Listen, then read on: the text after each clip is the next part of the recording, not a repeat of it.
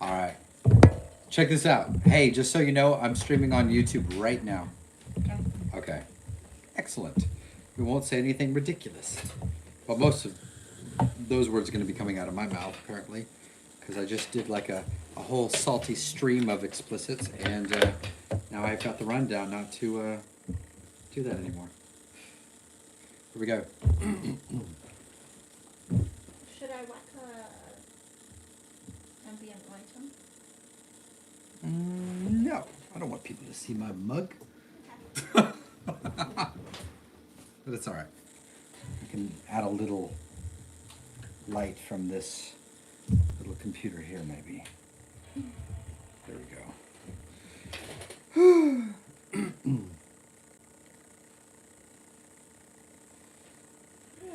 All right. Not too bad. All right, let's type in my password, which is password. Ah, yeah. All right. Let me get the link real quick for YouTube, and I'll start dropping it around. Things of that nature. Just gotta remember. Let's see, let's try this one.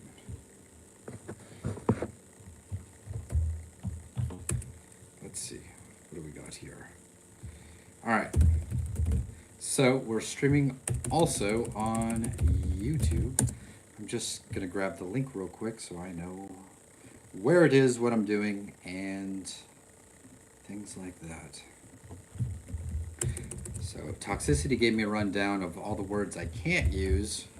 Well, not all of them. I'm sure that I'm gonna stumble into some of them.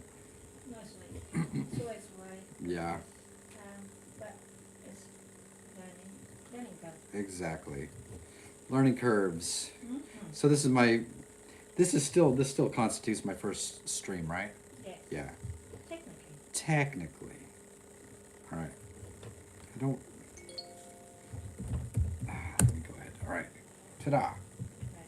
Now I'm going to join you.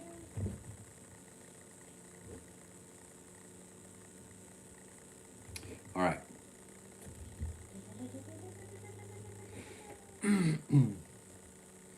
All right. Let me just. I'm pulling up this stream real quick. So yeah, I just wanted to talk about some stuff. Right. There's a lot happening right now in the hacker world and the hacker subculture, mainly among mainstream hacktivists. And I always like to shoot the shit about. Oh, can I say that? I can say that, right? The SH word. We'll find out. Ooh, someone's gonna shout up at me. How dare he use the SH word? Anyways, I never use this platform, so if I get shadow banned, I won't even bat an eyelash.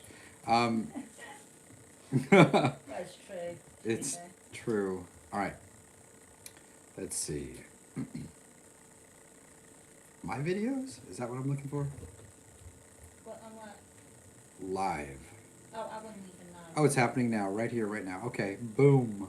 I'm gonna get a shareable link. Maybe I can distribute it on Telegram so I can make people feel like they're being spammed. Yeah, here we go. Okay, we're spamming. All right. Not like really. Oh gosh, man. This is what it is. All right. Famous self-promotion. There we go. All right. So, yeah, I wanted to talk about hacktivism. I wanted to talk about, open source intelligence, which is basically it's using online, like tools that are for like information gathering, which are open source, which means that they're available to the public to use in order to de-anonymize and find people, bad people. Hey, wait, I just heard someone. Someone joined us. Ah, look who it is. It's German. German's listening. Damn. Haven't heard from him in a while. Hey, buddy, what's going on? Out of trouble? That's good. It's good to hear him. I can't hear him. You don't hear him through your headphones? Really? Off and on, Yeah. kind of phasing in and out. Okay, so yeah, I wanted to touch on hacktivism first and foremost, since I think that might be interesting to people. Every time I go live, I'm always just ranting really hardcore about the way hackers are, you know, running afoul of online child safety operations, and I definitely want to be able to talk about that on TikTok to our TikTok viewers. But you know what? I first really want to get into this activism. So, as most of you know, I like to critique hacktivism. Obviously, I mean, I've been on the scene for a very long time, since 1998. So that's actually when I started, and I really got into hacktivism around, the early to mid 2000s. So I've seen it all. At least as far as I know, I've seen it all. I've seen everything I think I'm going to see. Oh shit! I didn't even realize German couldn't even hear me. I didn't even enable my microphone, but it's enabled now. All right, so yeah, I've been on the scene a long time, and of course, when you think you've seen it all, then you know that you're gonna see some things that you don't like, things that don't settle well. One of the first things I like, my go-to, is like hackers, attacking industrial control systems involving nuclear power. Not the smartest move, especially in protest of war. Sounds kind of dumb and a paradox, to put it lightly. But anyways, that's not what I'm going to talk about today. I just need to grab something from my channel real quick. Let's see, where is it at? So anyways, I felt compelled to write about this, to write this hacktivists manifesto, right? I've always wanted to write one, and I felt inspired to do one. So I thought I'd try my hand at writing one. Can you hear me? Yeah. Good. Especially after, this massive distributed denial of service attack by Dark Storm team. Now, don't get me wrong, like, I don't hate nobody, right? I don't hate these people. So what I have to say tonight is not a reflection of like hatred. It's more like what? God, I don't even know how to explain it. It's like when you give a when you come into power with something you don't have experience with. Sometimes you get so enthralled by actually seeing something happen. For example, sending massive, amounts of information to a web server that shuts down a website, and then seeing the website disappear can be kind of euphoric, even though it's quite rudimentary. When you first, if you've been on the hacking scene for a very short time and you get your hands on some DDoS tools and you start DDoSing things, the first target opens up the door to the second target.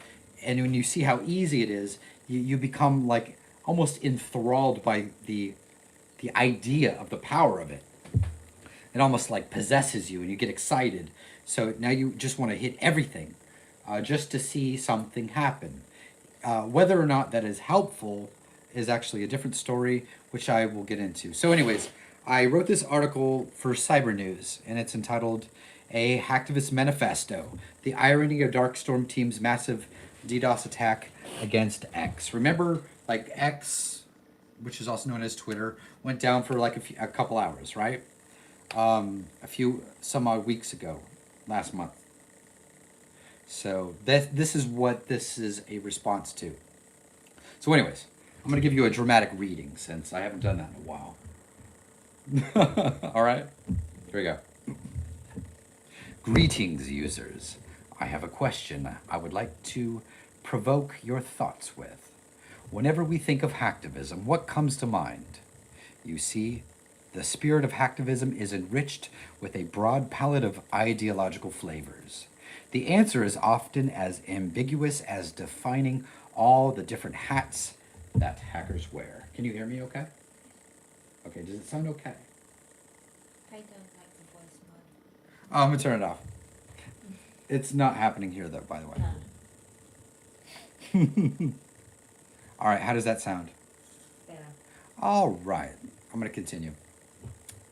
So this is why I love toxicity here, because she's just going to shoot straight from the hip. She's not going to sugarcoat it, be like, sweetheart, you know, I know you really like the voice changer, but you know, it's really not vibing well right now. She was like, turn it off. It sounds like shit. Anyways, that's what she was really getting at. All I see was a hand. No, I have to pay to get the really good ones. Anyways. So you see these overarching themes that typify hacktivism and all this bold idealism, right? And it has always been the same mantra when virtually every hacktivist, you know, when they find their identity, right? So, like, for example, it's like this. So, expose both government and corporate corruption, right? This is part of a hacktivist identity. Fighting against censorship and defending digital privacy. Supporting marginalized and oppressed communities. Yeah.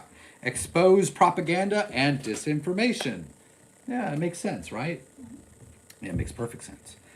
But I'm going to get into, like, I'm going to get a little bit more into this. I don't know where I was going with that. But anyways, so these are the first principles upon which every hacktivist is founded. So a hacktivist finds their identity in these points, in these principles. But here's the actual truth. How hacktivists act upon these principles determine, you know, how dedicated they are to actually living by them. I have to say that even though these hacktivist groups, they always, you know, cite these principles, you know, how they pursue them ultimately determines how dedicated they are to actually living by it. Like actually making this their lifestyle and not just something that they do when it's convenient.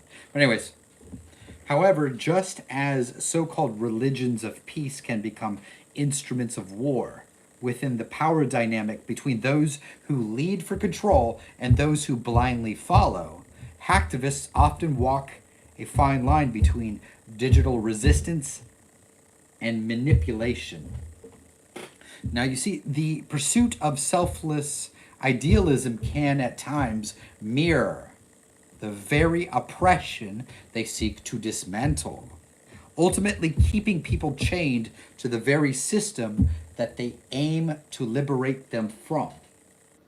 Now, I'm getting somewhere. Check it out.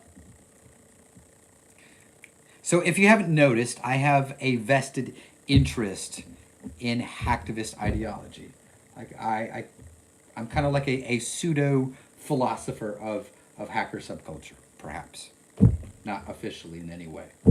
But anyways, that's because I am a hacktivist at heart.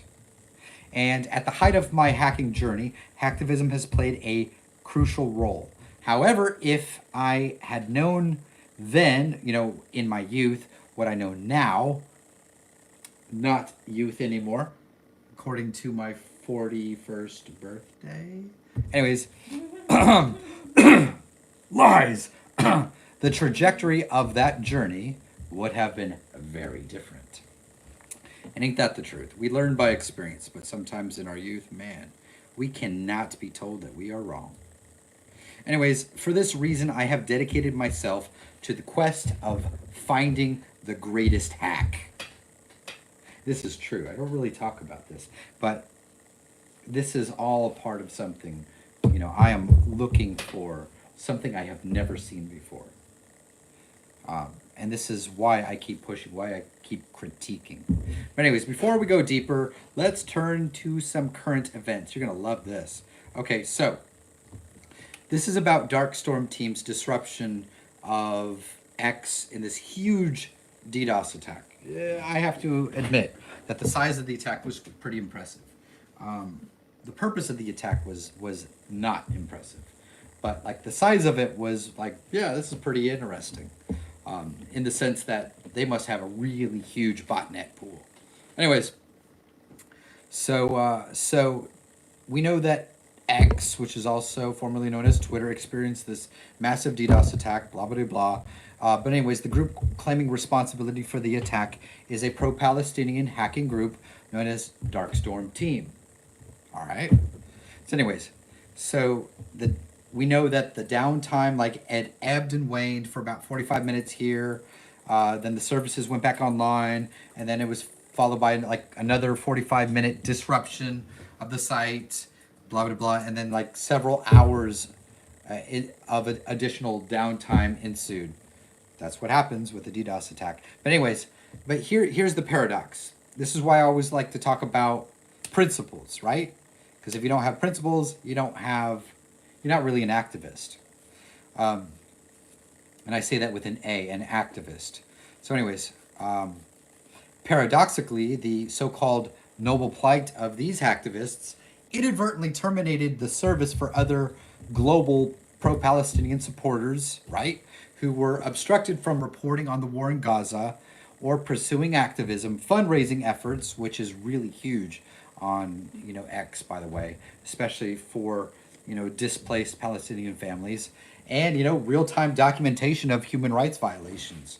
Like, that was a time where journalists, where everyday users were not able to upload content to report on their conditions, on what was happening, etc., etc. So anyways, so their modus operandi is to disrupt services that are primarily aimed at governments, right? NATO, and pretty much anything, they believe supports Israel. Fair enough, right? But anyways, the group previously attacked hospitals in Israel, U.S. airports, government websites, and industrial controls. That's just a little bit of backstory. It's very vague, but anyways, so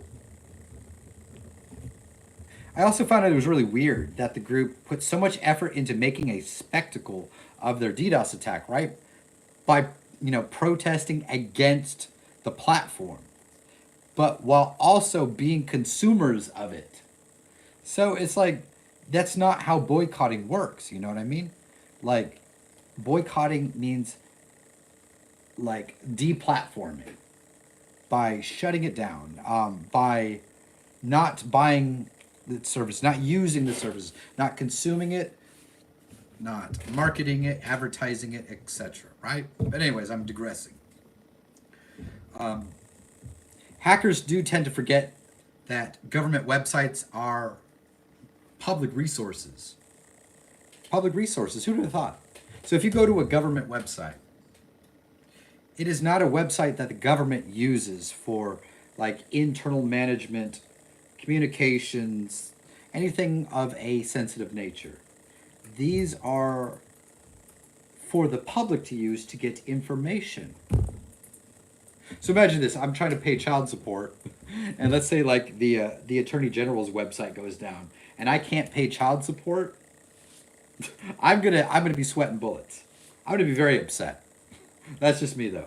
I'm gonna be upset, especially if I'm paying like at the very end of the month, and I only have like a such and such grace period before I have to get my payment in. I'd be pretty pissed off if I couldn't access it. But anyways, they're for the public to use. Like airport websites, they're not used by the airports. They're used for people outside the airports for the most part, trying to get scheduling times, flights, gates, you name it, stuff like that, right? But anyways, so I find these attacks very unimpressive. They're uneventful, really. Even though the site goes down, they're uneventful. It's just a spectacle. And you look at this and compare it to what hacktivists could be doing. And I'm not advocating per se. I'm really not. But as a disclaimer, but take the adult entertainment industry as a perfect example. Because it is actually a matter of public record that the industry is known for distributing. We need a word I can't say, like abuse material against children. Also engaging in trafficking, the R word, right? And using legal coercion tactics to censor anyone who is attempting to expose it, right? So, like, of all the things that is wrong with the world, like the Epstein files is wrong with the world, is wrong with the United States. Like, that whole power dynamic with the perverted elite, the pedo elites, right? No one goes after them because no one wants to take the risks. They'd rather do the easy stuff that looks cool, that gets all the media exposure, because the media doesn't know the difference. But anyways, I'm gonna keep going on. So maybe, perhaps in some parallel universe unbeknownst to us, hacktivists have been dismantling, these empires, like these Epstein empires, hitting their paywalls and, disrupting the flow of illicit funds by which these, these shadowy worlds proliferate. But not in our world, because in this world, imagination is completely hamstrung. So, of course, I want to know, like, I wanted to know what motivated Dark Storm Team. I reached out to him, no comment. Later on, he did reach out after the article was published on Cyber News and just said, he got into this, he got into hacking, like into the hacker world, for money. Well, so there you go. So, a question I have been asking myself for years is, why does Anonymous wear the mask of rebellion yet never seem to rise to the occasion and fight the real power, instead of merely opposing the adversaries that we are allowed to hate?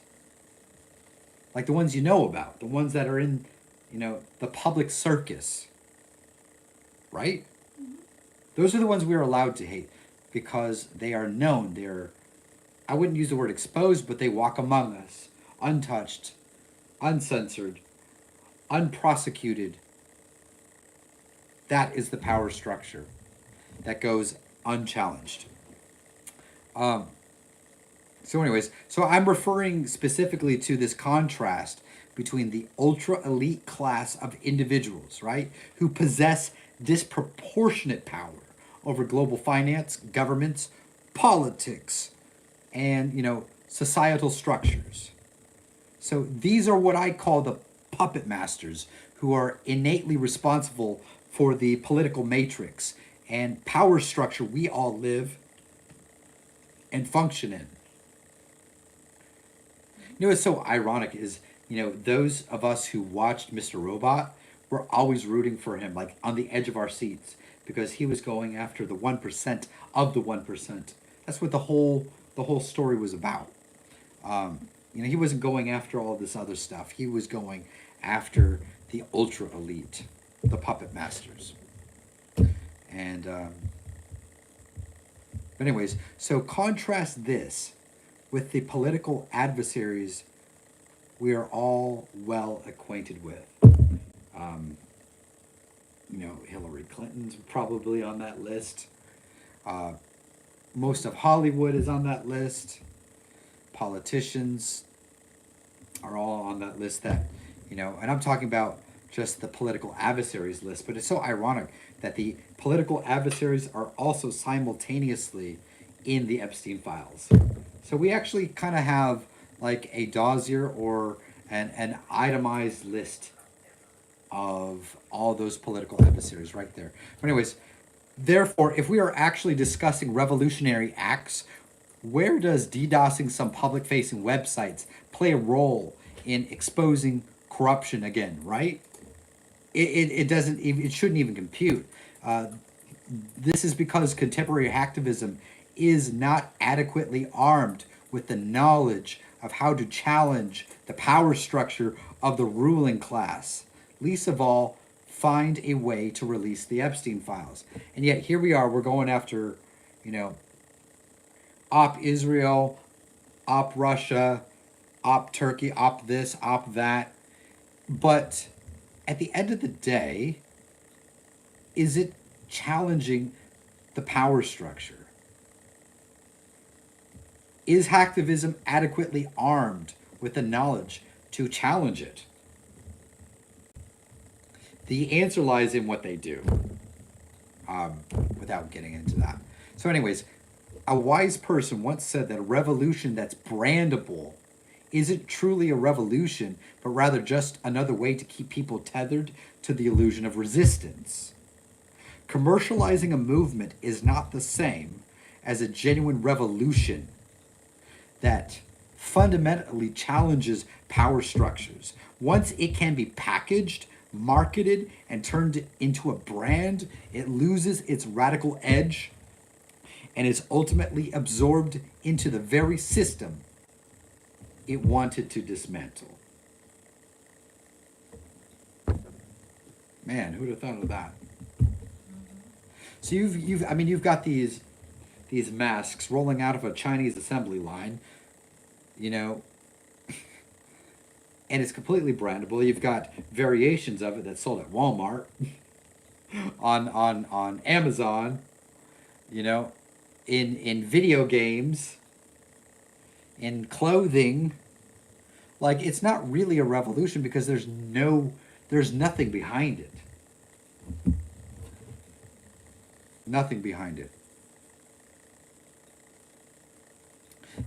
Nothing behind it that is equipped with the knowledge to fight the actual power. Anyways, that is why Anonymous cannot succeed and why other hacktivism movements cannot move forward and assume new forms that are equipped to even touch the true puppet masters. You know what's so crazy is, like, we talk about puppet masters. One of the first things that I think about is emails. You know, when I think about emails, I'm thinking about, communications. I'm thinking about communications that are thought to be private, that are not, falling into the hands of a revolutionary, a hacktivist. You know, communications are the number one thing that these people, you know, this is how they survive, is through, you know, having secrecy and being able to converse and share ideas and thoughts and plans in secret. But having that veil removed is what would stand between, you know, actually challenging the puppet masters and, you know, the realm that they operate and revolution. So anyways, I had said this, real threats don't get airtime. You know, real threats, you know, we don't really hear about them a lot.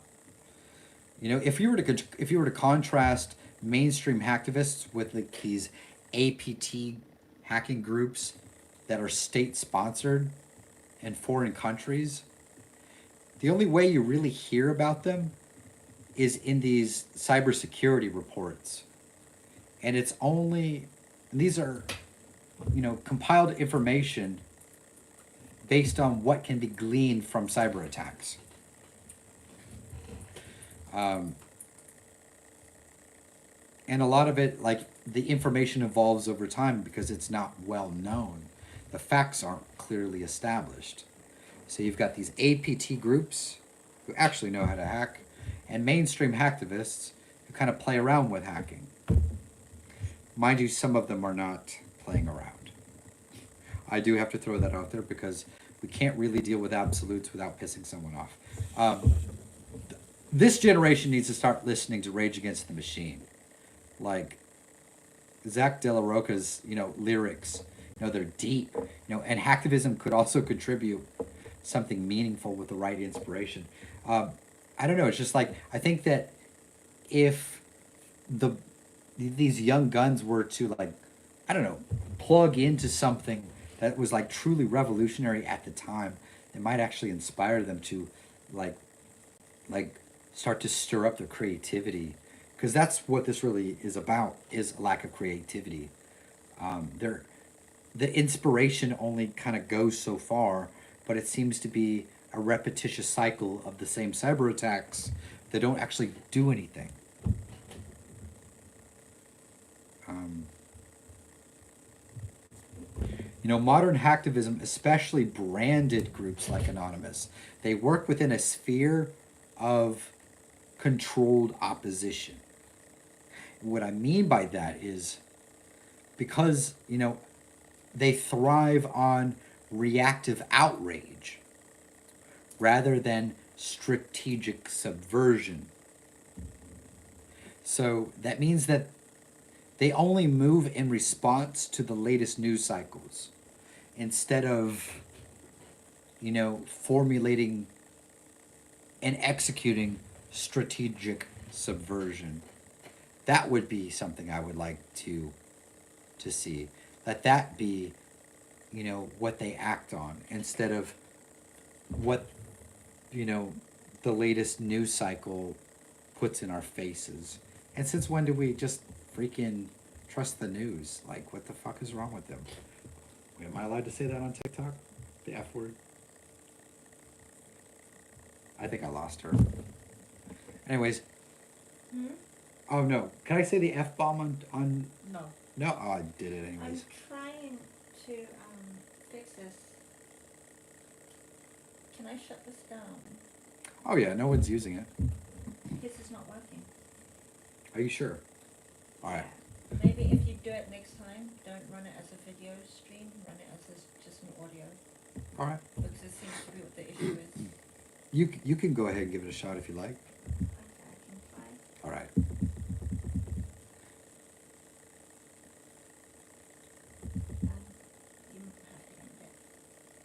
to end it. Oh, you want me to do it? I can't end it on. Alright, I got you.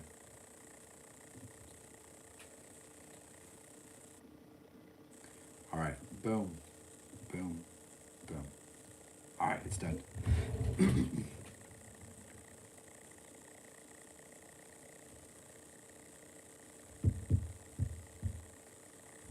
Anyways, if you measure the success of an attack by whether it made the news, you failed. Also, none of these actions expose anything deeper than what the public already hints or knows. So, whenever we hear news of government overreach, these people publicly declare that they're going to wage war, then they dox someone, maybe a corrupt billionaire, they DDoS some websites, and then they start flooding on social media, their congratulatory high fives, job well done. But, it doesn't do anything. This is why I said if you measure success, if you measure the success of the attack by whether or not it made the news, you have completely failed. And none of these actions expose anything deeper than what we already know. So it stands to reason to stop.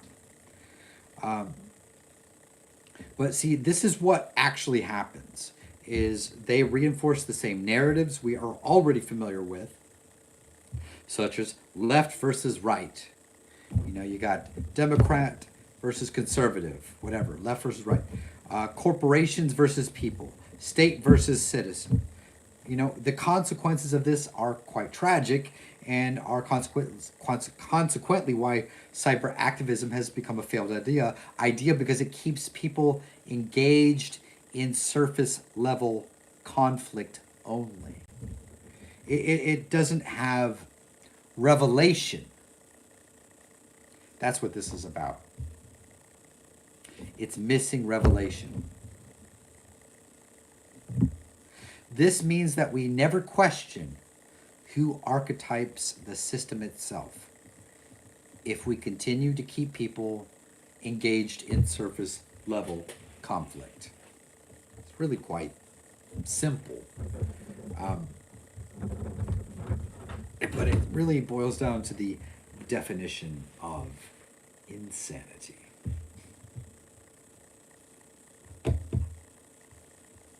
So, here's a serious question, right? Hackers who claim to fight for freedom, are they actually just another cog in the machine? The way I see it, when digital resistance becomes predictable, it stops being a threat. So the plot thickens when the illusion of rebellion keeps us bound to the system, where movements built on powerful ideals never truly take off. Now check this out. This is going to bother you, but I mean it's true. WikiLeaks gave the world undeniable proof of absolute rampant corruption, yet no deep state figures were ever held to account for any of it.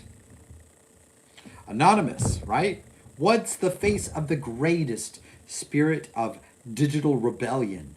Now factioned off into branded hijacked, and into brands, basically into a brand hijacked by mainstream political activism. Lulzsec, which was interesting, but they entertained chaos, but ultimately they were a spectacle and not a strategy. Hacktivists will only exist as a continuum of failed idealism, resulting in progressively worse outcomes until they realize that the cycle of failure is self-inflicted and will continue as long as they aim to react to every new wind of news. Shaking trees is not the same as uprooting them. So, I want you to think about this. In order for hacktivism to become meaningful, mainstream hacktivists simply must stop regurgitating the legacy media and writing the news, what I call the news vomit comment, and making reactionary videos declaring war and compelling others to take sides. It would become apparent that the tools of our warfare do not involve theatrics with repetitive slogans. Because of this and more, nobody fears mainstream hacktivists anymore. But we can expect the doxing and the DDoSing as retaliation against individuals who see past this facade. It's just kind of funny. Like, we know not to trust the legacy media, and yet that's all they do is retweet, reshare, and flood all their Telegram channels with what I call, news vomit. To date, no hacktivist group has mapped out deep state networks, who are the real dark web of financiers, intelligence handlers, and power brokers. The actual dark web isn't a network of illegal markets or underground forums. It's an interconnected web of financiers, intelligence handlers, corporate fronts, and geopolitical chess masters. They have never, to this date, hacktivists have never exposed black budget operations where untraceable money, funds activities beyond government oversight. Trillions of dollars disappear into the abyss of untraceable funding that extend far deeper than the discretion of government oversight agencies. Hacktivists, they've never exposed the real mechanisms of mass psychological control that extend beyond just mere data leaks and social media manipulation. And I'm talking about powers behind big tech algorithms feeding our overstimulated attention span with approved narratives. The public gets a steady diet of algorithmically, approved narratives orchestrated to manufacture consent, reinforce divisions amongst members of society, and condition obedience to certain ideas. It's true. It's actually true. Look it up. Do your research. They've never, hacktivist groups have never dismantled the illusion of choice. by showing how both political sides serve the same power structure. Even though the actors may change, the script remains the same. Who'd have thought? Interesting. You know, there's one thing that Jeffrey Epstein managed, to master to his ultimate advantage, along with every deep state operator, both rogue and centralized. And that is that these actors within the political power structure built their own knowledge base warfare network. Let me repeat that. They built their own knowledge base warfare network. Now we know that Epstein had everyone blackmailed and in his pocket. That's how he was able to control them. So this infrastructure enables them to engineer information, intelligence, and psychological operations to maintain control. Conversely, these same tools are available to anyone capable of building them, provided the, ability to disrupt, manipulate, or control adversaries without resorting to conventional cyber attacks or physical combat. So, I'm giving you like the tools. So this approach moves way beyond DDoS attacks and doxing campaigns and data leaks, and it shifts instead towards calculated surgical systems of disruption. Now, mind you, I'm not advocating. This is all like conjecture. This is ideological. This is just an idea. It's an ideology, and it's just something that I've been thinking about for many years, especially since, sitting in prison for 11 years for hacking gave me ample amount of time to rethink my own strategy, rethink what hacktivism meant to me, and to critique my own hacktivism, and to see where it fell short in actually accomplishing what we had said we wanted to accomplish, but didn't. I have seen some, come very close, but in the quest for finding the greatest hack, my observations have led me to a realization, which is this. Perhaps the greatest hack of all time is this.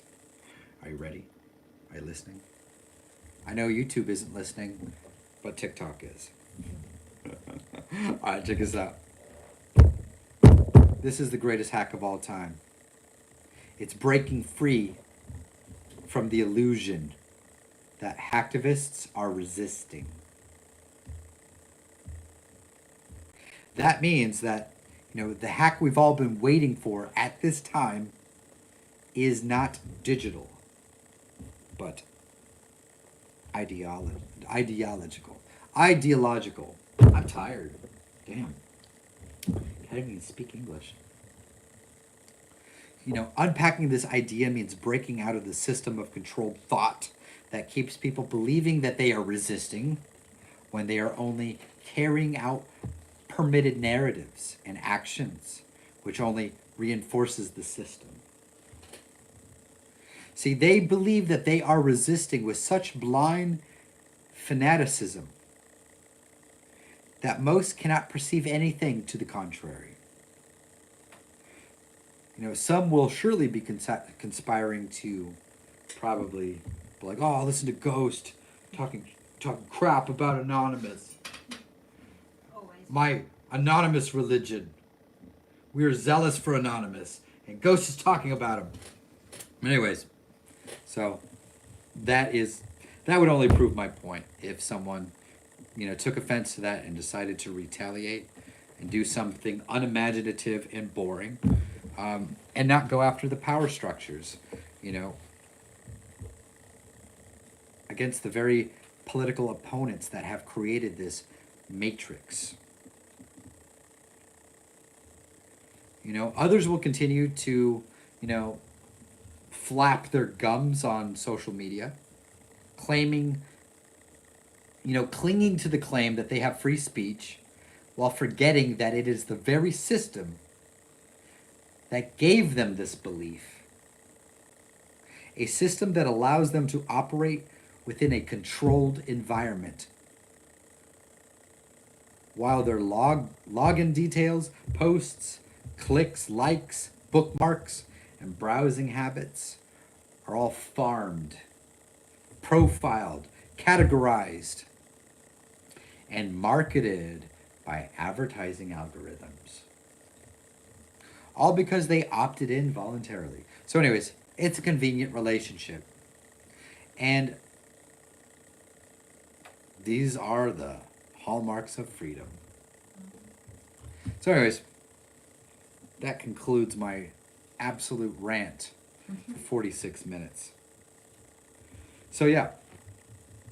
So I spent a lot of time, let me just take these off. I spent a lot of time on social media looking and digging through different forums, hacking some forums, different communities, both on Telegram and abroad, just looking to see what people are into as activists and trying to gauge what it is that motivates them ideologically. This is why I focus so strongly on it, is because it's not doing anything. And the fact of the matter is they're actually not resisting at all. They're not resisting because they're just operating within a controlled environment that permits certain actions to a degree, but it doesn't actually challenge, what is happening to the world. It doesn't change anything. No one's being arrested. No one's being shut down. Businesses aren't being dismantled. They're not doing anything. They're just making noise and looking really cool doing it. At least to each other. But to people who've been on the scene for as long as we have, they look like idiots. I hate to say it. So anyways, I don't want to leave people thinking that they feel like idiots. This is why I offer, this hacktivism manifesto. It doesn't have to be, holy writ. It's just an idea. It's an idea that should cause you to really think, get your brain moving in the right direction, asking the right questions. So if you're DDoSing, a hospital website, is that helping fight corruption? Is it helping to dismantle existing power structures? Is it harming the elite of the elite, the ultra elite? No, it's not. In fact, members of the public who need to visit this website to, jot down some information about the hospital, about which surgery centers they need to visit, etc., etc. You're just causing unnecessary disruption of civilian life. It's really simple. And that's the one thing a hacktivist should never do, is disrupt a service that could simultaneously harm civilians. Because, when governments do things of this nature, we cry a foul. And we want to hold them accountable. Who's going to hold us accountable? Certainly not going to hold each other accountable. Because, as far as I know, in spite of all this BS, we're decentralized. No, you're not. All of you have groups. All of you have leaders. Subcompartments. Individual tribes. All warring over ideas. But anyways, we're done with that, right?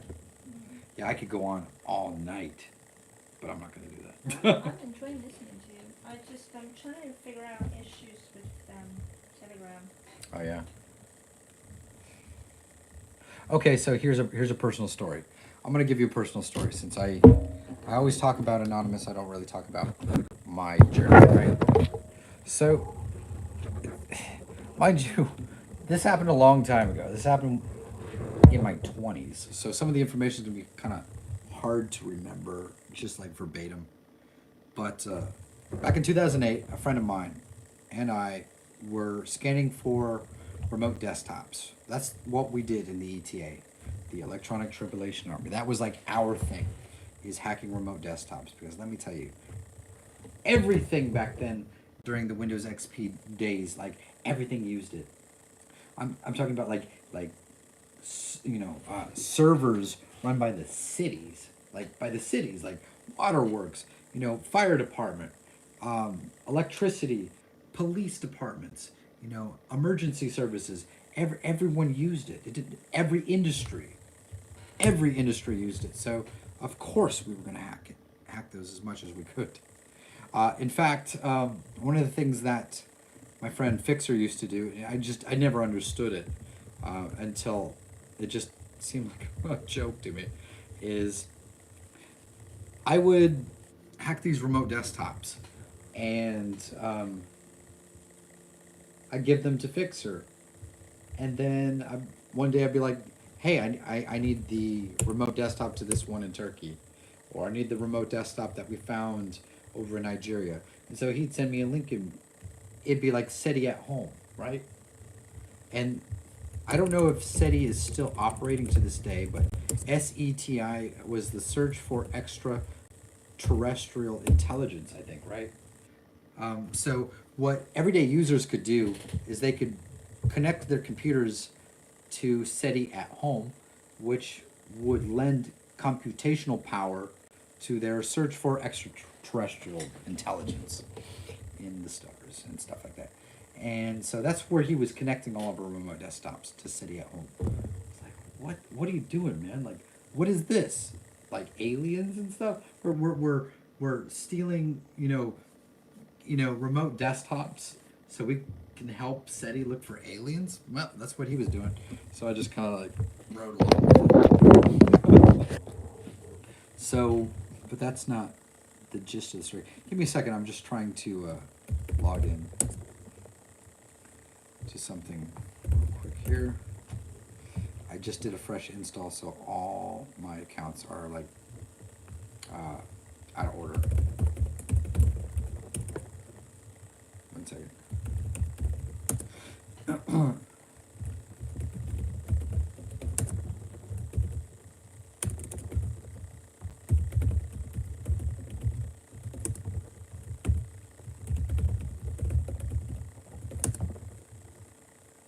Okay, good. Just need to do this real quick.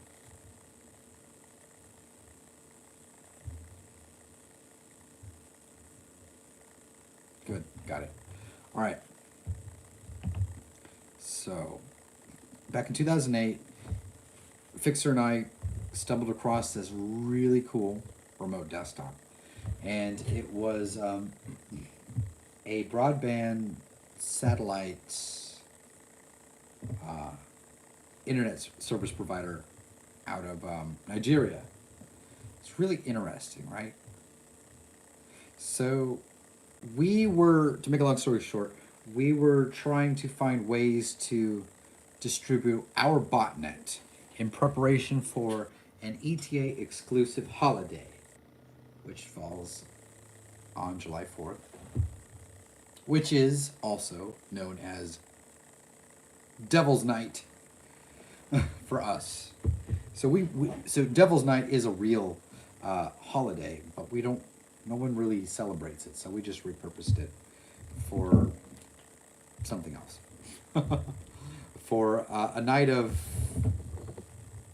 declaring independence from the corrupt system, and we basically did everything that I just critiqued Anonymous for doing. But that's besides the point. Ideologically, that was the goal, but we never got to it. So we needed these bots, and we hacked into this remote desktop with this broadband satellite company, this internet service provider in Nigeria, only to discover that okay, so we were able to break in. by literally guessing the password, and it was the same as the username. So back then, this is one of the ways that we actually broke into remote desktops, was simply by QWERTY 123456789 admin administrator password. We just tried a variety of different guess passwords, commonly used passwords that people were using before initiating like a brute force attack. So anyways, my job whenever I was hacking with Fixer was to establish persistence. Just hop on the box and check to see if the admin is online. If the admin was, we'd just back out and wait for the admin to disconnect and come back in at maybe like later hours. But anyways, in establishing persistence, I would just drop either one of our bots or just a simple backdoor, and a couple of them too, just in case we lost control of one. We always had something to fall back on. So anyways, once you logged into the machine, and I still have the screenshots to all of this. Mind you, the FBI have all of these. So also the statute of limitations has beyond expired. So I can talk about these without feeling like an idiot having my door kicked in. So as soon as you logged in, you saw this network management software, which the ISP used for monitoring and managing satellite communication systems, okay? So after taking a look at the software and learning, what it was that it was managing, we found out that some of the devices it listed included like HN7000S and DW7000 series terminals, which are basically their satellite modems that are often used in broadband services. Okay, so I'm getting somewhere. So we realized that we could literally monitor what is called very small aperture terminal, or VSAT, satellite comms or communication. We'll use comms. So VSAT comms with satellites are, you can operate. It's been a while. They basically operate as like a two-way system. So they send and receive, information to and from space.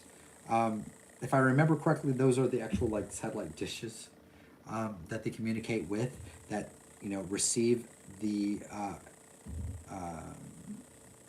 to and from data transmissions. So this makes them really effective, for remote terminals, because they allow users to connect to the internet or private networks through their satellites. Sorry, that's like a word salad, and I think I broke my brain at some point. But but anyways, so we were looking for systems to deploy our botnet on.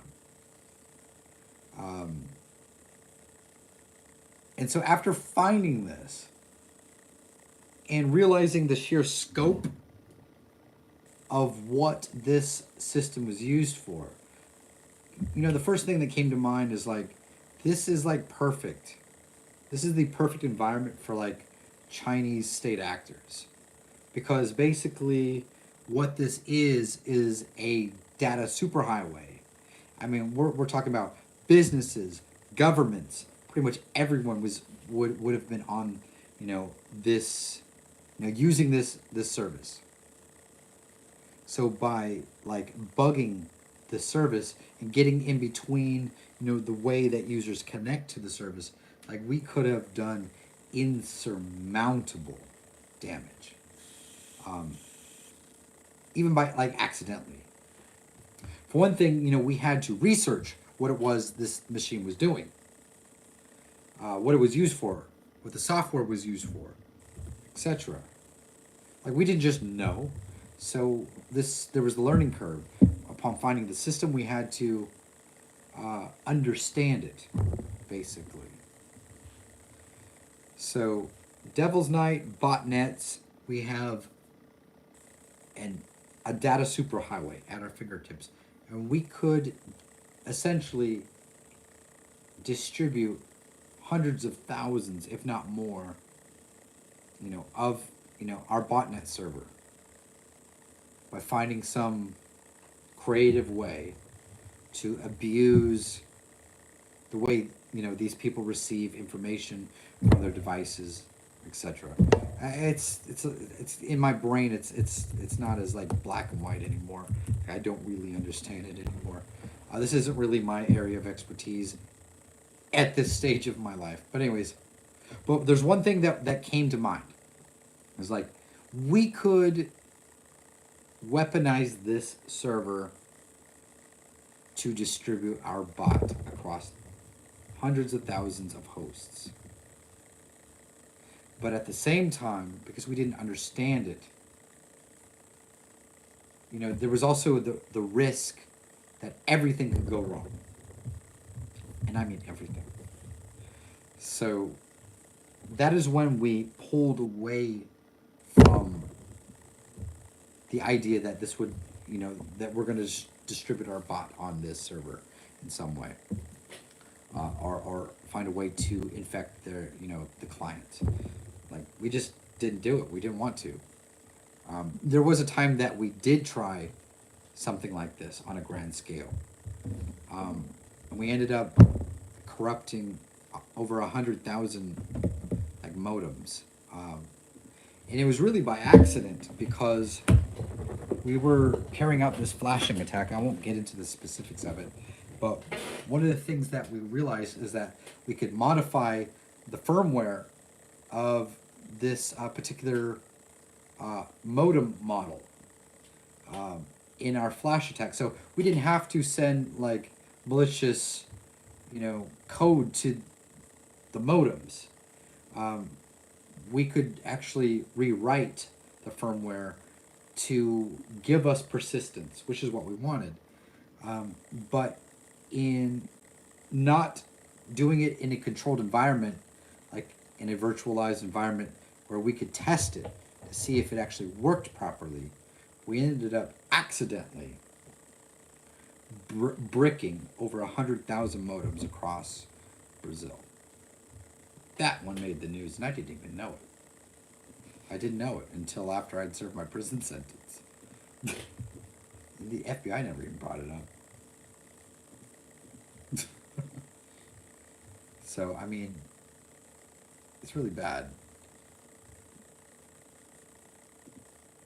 But for any hackers out there, the best way to make sure you know exactly what you're doing is to practice in a virtual environment that does not involve, real systems, real people. And that's one of the things that I always overlooked growing up as a hacker is you don't think about, what's at the end point. You don't think about the user. You see the computer, and you often don't realize that just because you're interfacing with a computer or some type of device, that there's a person on the other end whose lives are enmeshed on these devices. Hold on here. Here we go. If you have your family photos on your computer, you have banking credentials on your, your mobile device, whatever the case may be, it is inherently enmeshed in your life. It's tethered to you. It's personal to you. There's sentimental value on that. And so when you have some inglorious asshat who comes in and begins to, run malicious code, untested, not knowing what will happen, and not only just that, just wanting to be a jerk. Just wanting to be a jerk is like, I've had plenty of those moments too, where in my early 20s, I just wanted to be a jerk. I remember getting caught one time on this guy's remote desktop, and he hadn't like didn't disconnect. I think he was trying to find a way to disconnect me, and I was watching him struggle over it. And my first thing was to upload this this piece of malicious code, which was written by a guy called the Witch Doctor. And basically, what it did is, as soon as you executed it, like the script told it to replicate. So let's say 2 became 4, 4 became 8, 8 became 16, and just so on and so forth. And so what it would do is it would flood the Active Directory with DLL files. I mean, why? But anyways, I think these thoughts now because I'm older and, you know, I don't know. The older you get, I think the more perspective you gain through life experience. But as a hacker, yeah, I have a lot of things I would have changed. Which is something you don't really see with these young mainstream hacktivists. You see a lot of ego. Just some of them even have God complex level ego. And they don't even really have impressive skills. But they are so impressed with their unimpressive skills that they want other people who don't know better to celebrate their unimpressive skills. Which is, there's a word for it, and it's pathetic. But who am I to judge? After everything I just said. Just kidding. I'm judging so hard right now. Anyways, I'm still here. How do I see who's on this thing? Top right corner. Top right? Alright. Oh, okay. I think it's just you. You're my top viewer. So it's not just you. It's No, it's not just me. toxicity. It's my girlfriend. She's my rock. She's always there. Yeah.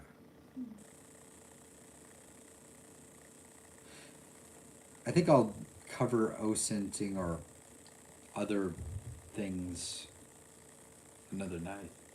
I am worn out from today. I'm like deathly exhausted.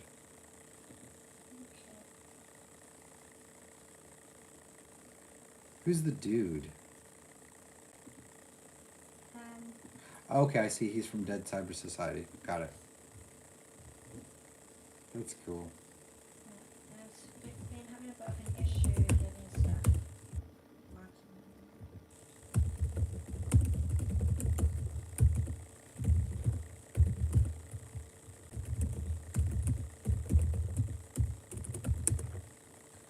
Alright.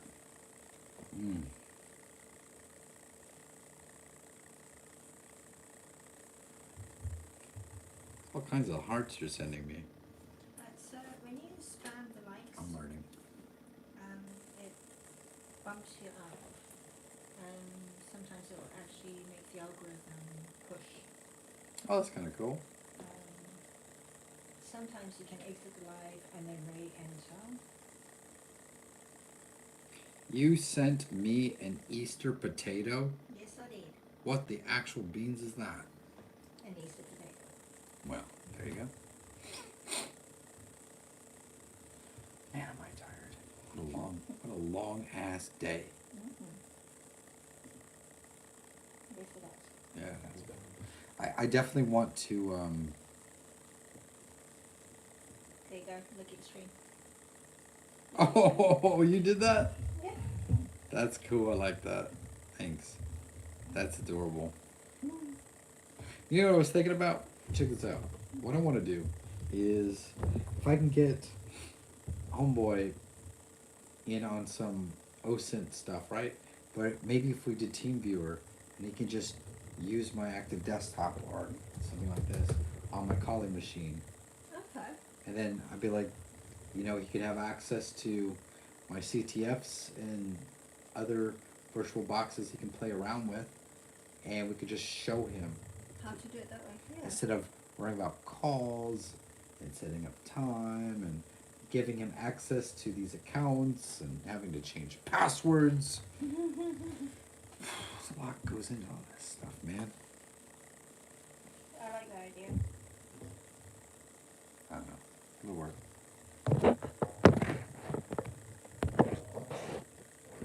You know, it would have been really funny if it turned out that my microphone was never on this at all. I think it is, though.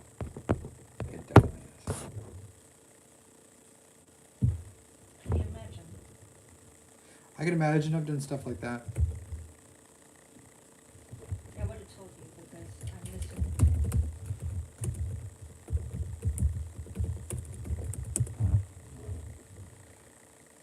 Let's see. Hmm.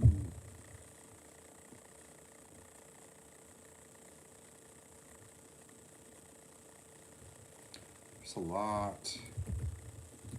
Let me just drop that. Boom.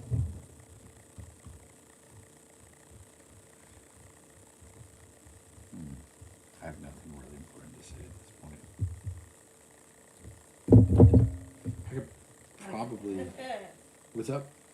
The hell is wrong with you? What? Drinking this stuff. Really? Mm-mm. Not a fan? Mm-mm. No, not at all.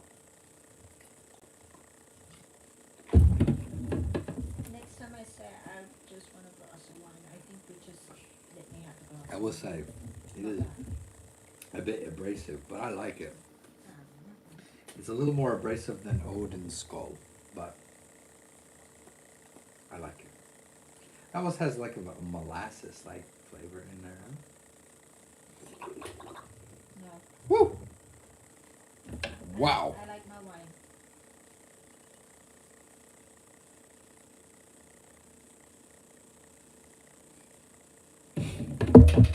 Yeah.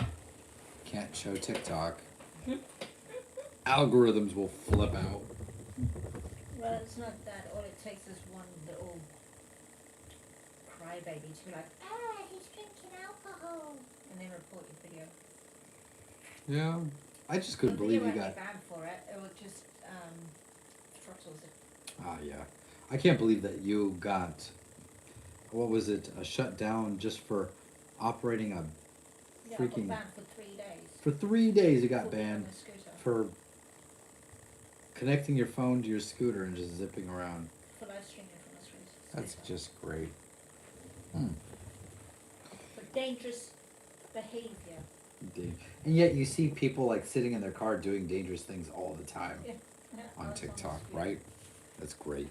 But it could have also just taken the people who don't like me to sit there and start reporting it. Yeah. But that's how pathetic it can be on TikTok. Yeah. Sounds like it's an interesting place. I want to, I am trying to set it all up, and I gave up with that Telegram. You know who was always there is Tariq, so I'm wondering if it's just a them issue. I don't know. We'll figure it out one of these days. Just not today. Yeah, so next time I do this thing, man, I want to talk about, definitely want to talk about OSINTing. No, I don't want to talk about OSINTing. I want to talk about child safety as it relates to the law, because we got all these people, right? We got all these people who want to do these ops with us, but they don't understand how the laws work. So we want to cover that next time. How cool would that be? It'd be easier if we just did videos. All right, I think I'm gonna discontinue because I'm burnt the heck out. Okay. You good?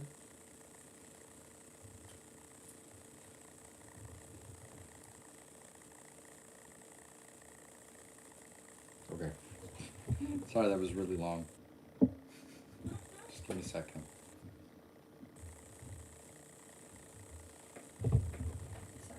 I think you said like 3,000 likes. Yeah.